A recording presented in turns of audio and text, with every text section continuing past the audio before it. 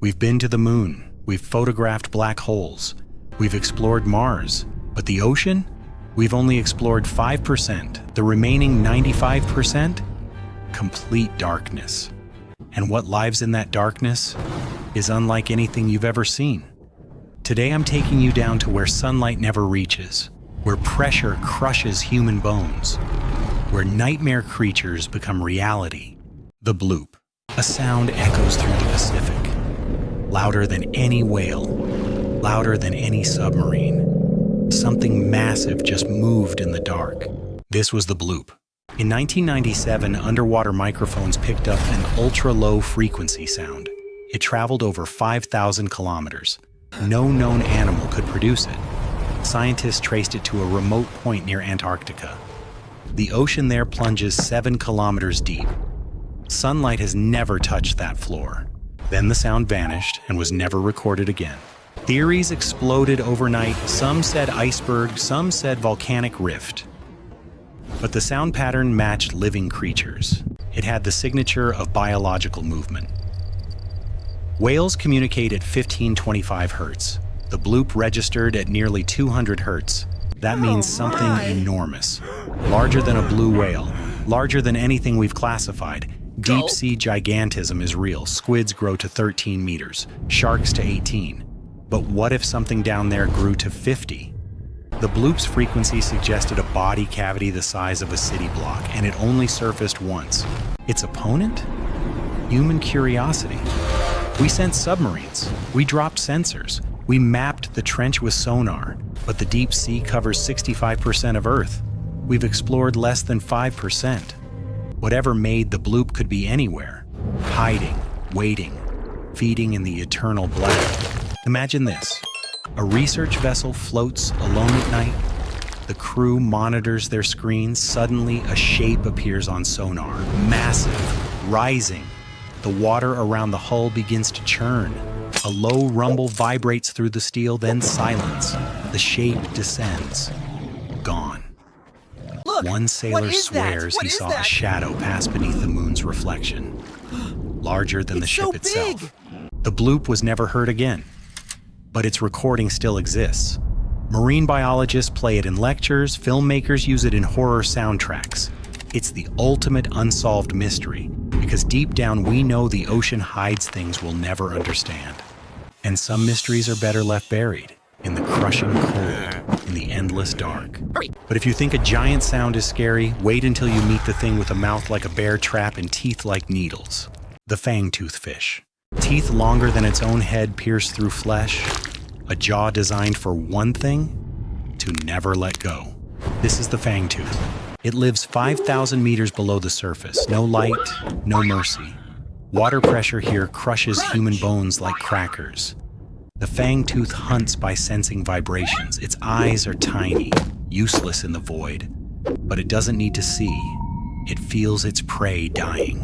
It tastes the blood dissolving in cold currents. Evolution made it a nightmare, so it could survive where nothing else can. The Fangtooth's teeth are proportionally the largest of any fish. They're so long they pierce through its own skull when it closes its mouth.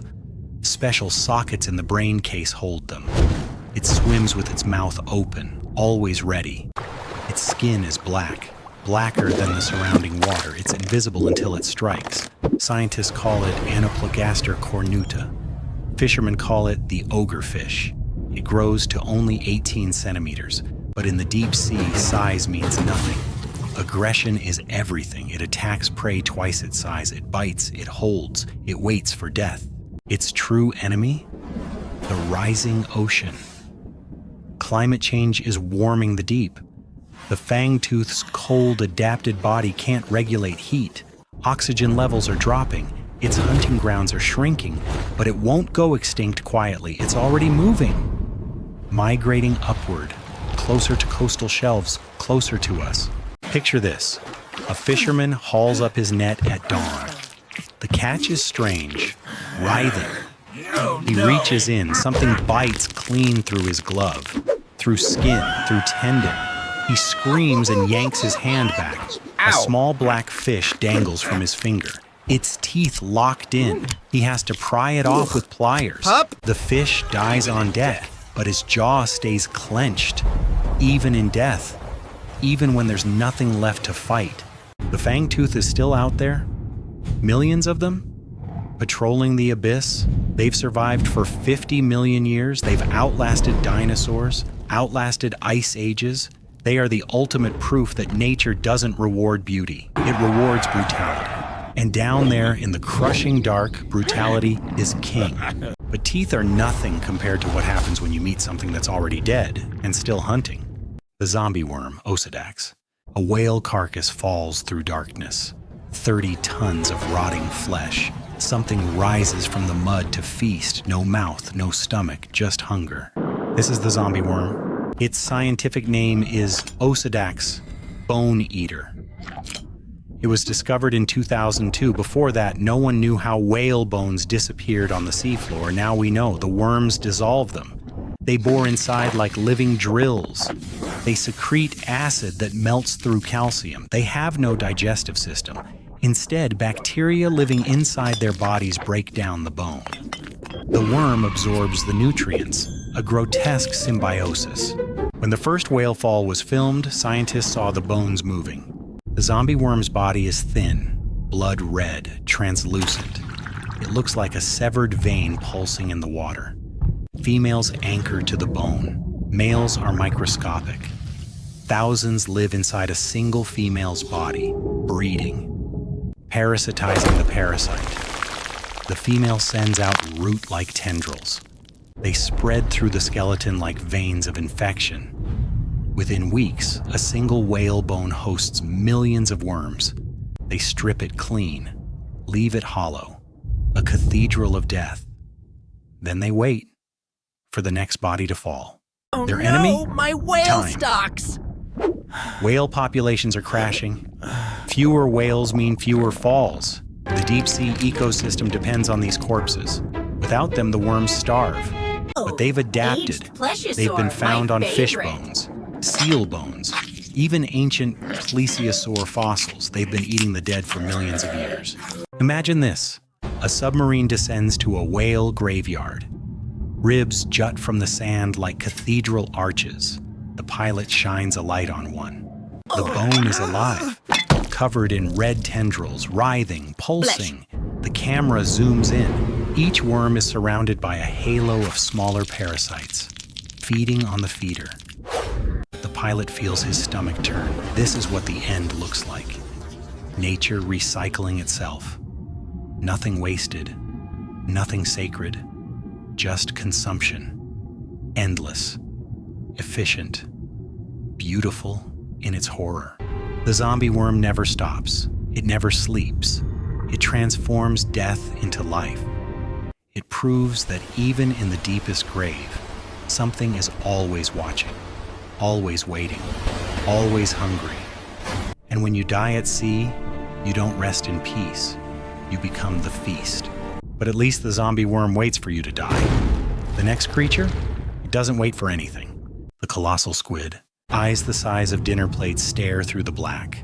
Arms longer than buses unfold. Hooks sharper than surgical blades rotate in the dark. This is the colossal squid. It lives deeper than the giant squid. Whimpers. Heavier. Deadlier. It can grow to 14 meters, weigh 750 kilograms. Its eyes are the largest in the animal kingdom, built to detect the faintest bioluminescence. It hunts sperm whales. Whales carry scars from its hooks, circular wounds the size of fists. Some scientists believe it's the apex predator of the Southern Ocean, but we've only ever found juveniles. The adults? Still down there, still growing. In 2007, fishermen hauled one up off Antarctica. It was still alive, still fighting. The colossal squid doesn't just have suckers, it has hooks. Rotating, three-pointed hooks embedded in each sucker. They spin, they cut, they hold prey like a medieval torture device. Its beak can slice through steel cable. Its arms move independently, coordinated, intelligent. It can change color instantly, disappear into the void, then reappear inches from your face. Sperm whales dive to 2,000 meters to hunt them. The battles leave both scarred, chunks of flesh missing, eyes gouged out. But the squid often wins. Whale carcasses surface with arms still attached, still holding on, even in death. Its ultimate opponent, the abyss itself. At extreme depths, oxygen is scarce. The colossal squid evolved blue blood, copper-based, more efficient than hemoglobin, but it makes them sluggish, slow. They're ambush predators, not chasers. They wait in the dark, suspended, silent, until something passes within reach. Imagine this. A sperm whale dives into the black. Its echolocation clicks echo off invisible walls. Suddenly, silence. Then, pressure. Arms wrap around its head, hooks pierce its skin. The whale thrashes, blood clouds the water. The squid's beak strikes. Once, twice.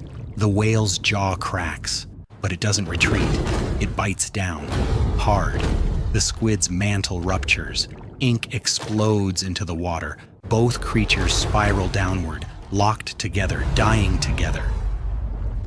The seafloor rises to meet them. When the silt settles, only bones remain. And somewhere deeper, another squid watches, waits, learns. The colossal squid has never been filmed alive in its habitat. We've only seen corpses, frozen specimens. But fishermen know, divers know. The ocean is full of things we'll never fully understand. Things that exist at the edge of myth and science. The colossal squid is proof that monsters are real. They just live where cameras can't follow, where light surrenders, where only pressure and hunger survive. And honestly, after learning about creatures with rotating hooks and acid-dripping worms, maybe it's better we don't explore the deep sea. Some doors are better left closed. Some depths are better left dark. Because if these monsters are real, what else is down there waiting? The ocean covers 71% of Earth, but we've only explored 5%. That means 95% is still out there, waiting, hiding. If you want to explore more mysteries like this, subscribe now and leave a comment. Which monster scared you the most? Let me know.